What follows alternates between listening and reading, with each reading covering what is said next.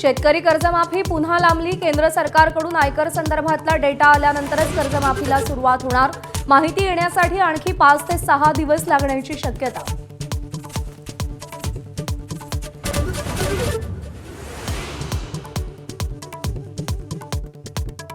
विधिमंडळाच्या पावसाळी अधिवेशनाचं आज सूप वाजणार। मुख्यमंत्री देवेंद्र फडणवीस आज दुपारी 3 वाजता विधानसभेत अंतिम आठवडा प्रस्तावावर उत्तर देणार।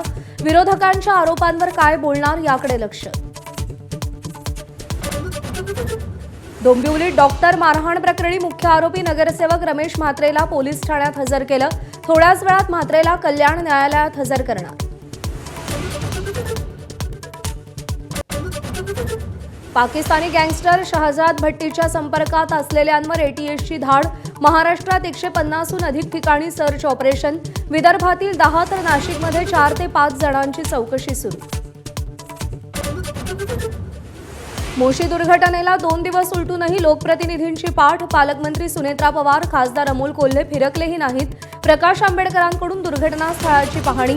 ढिगाऱ्याखाली अडकलेल्यांचे नातेवाईक संतापले।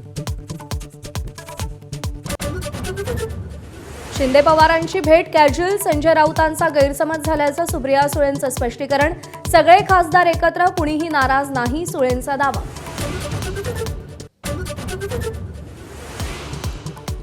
नाशिकमध्ये ठाकरेंच्या शिवसेनेच्या नगरसेवकांची एकजूट। शिंदेंच्या शिवसेनेकडून ऑपरेशन टायगर राबवलं जाणार असल्याच्या चर्चेनंतर कार्यालयात एकत्र पत्रकार परिषद।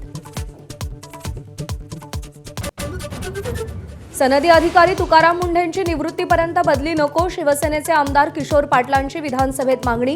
मुंढेंचा अन्न आणि औषध प्रशासन आयुक्त म्हणून कारवाईचा धडाका।